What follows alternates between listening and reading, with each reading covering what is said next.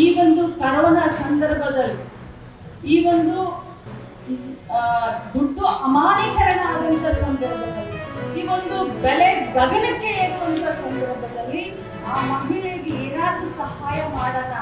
Petrol ಬೆಲೆ, cylinder ಬೆಲೆ ಹೆಚ್ಚಾದಂತ ಸಂದರ್ಭದಲ್ಲಿ ಮಹಿಳೆಗೆ ಒಂದು ಸಿಲಿಂಡರ್ ಆದ್ರೂ ಕೊಡೋಣ, ವಿದ್ಯುತ್ ಶಕ್ತಿಯನ್ನಾದ್ರೂ ಕೊಡೋಣ, ಪುಕ್ಕಟೆಯಾಗಿ ಬಸ್ನಲ್ಲಾದ್ರೂ ನಮ್ಮ ಮಹಿಳೆ ಓಡಾಡಲಿ ಅಂತ ಇಲೆಕ್ಷನ್ ಚಿಂತನೆಯನ್ನ ಮಾಡಿ ಬಹಳಷ್ಟು ಮಹಿಳೆಯರು ಇವತ್ತು ತಮ್ಮ ಸ್ವಾಭಿಮಾನದ ಬದುಕನ್ನು ಕಟ್ಟಲಿಕ್ಕೆ ಸ್ಟಾಲ್ಗಳನ್ನು ಮಾಡಿದ್ದಾರೆ.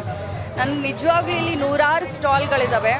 ಅದರಲ್ಲಿ ಒಂದು 15-20 ಸ್ಟಾಲ್ಗಳು ಗೃಹಲಕ್ಷ್ಮಿ ಹಣದಿಂದ ನಾವು ಕೂಡಿಟ್ಟು ಈ ಬಿಸ್ನೆಸ್ ಮಾಡ್ತಾ ಇದ್ದೀವಿ ಅಂತ ಭಾಳಷ್ಟು ಅಭಿಮಾನದಿಂದ ಹೇಳೋದನ್ನು ನೋಡಿದ್ರೆ ಎಲ್ಲೋ ಮಹಿಳಾ ದಸರಾ ಈ ಬಾರಿ ನಾನು ಪ್ರಥಮ ಬಾರಿಗೆ ಮಹಿಳಾ ದಸರಾವನ್ನು ಉದ್ಘಾಟನೆ ಮಾಡ್ತಾ ಇದ್ದೀನಿ. ನನಗೆ ಭಾಳ ಹೆಮ್ಮೆ ಅನಿಸುತ್ತೆ.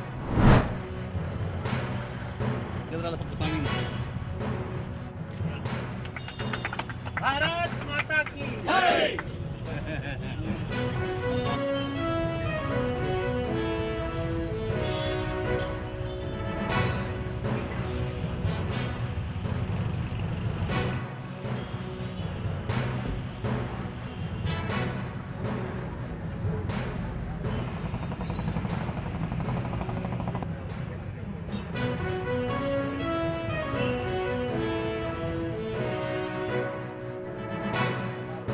ಕೋಟಿಯಷ್ಟು ಆ ಯೋಜನೆ ಫಲಾನುಭವಿಗಳಿರ್ತಾರೆ. ಯಾಕಂದ್ರೆ ಪ್ರತಿ ರೈತ ಕುಟುಂಬವೂ ಕೂಡ ಆ ಫಲಾನುಭವಿ ಯೋಜನೆ ಅದು ಬಹಳ ಮಹತ್ವದ್ದು.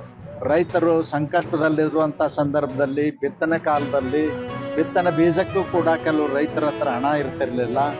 ಅವರು ಸಾಲ ಸೋಲಕ್ಕಾಗಿ ಓಡಾಡಬೇಕಾಗ್ತಿತ್ತು. ಅದಕ್ಕಾಗಿ ನರೇಂದ್ರ ಮೋದಿಜಿಯವರು ರೈತರಿಗೆ ಕೊಡ್ತಕ್ಕಂಥ ಕೆಲಸ ಮಾಡಿದ್ದಾರೆ. ಕೃಷಿ ಸಂಚಾನಿ ಯೋಜನೆ ಒಳಗೆ ಮಾಡಿದ್ದಾರೆ, ನೀರಾವರಿ ಯೋಜನೆಗಳನ್ನು ಮಾಡಿದ್ದಾರೆ. ಅಷ್ಟೇ ಅಲ್ಲದೇ ರೈಲ್ವೆಗಳನ್ನು ಮತ್ತು ಏರ್ಪೋರ್ಟ್ಗಳನ್ನು ಎಲ್ಲದಕ್ಕಿಂತಲೂ ಭಾಳ ಮಹತ್ವದ ನಿರ್ಣಯ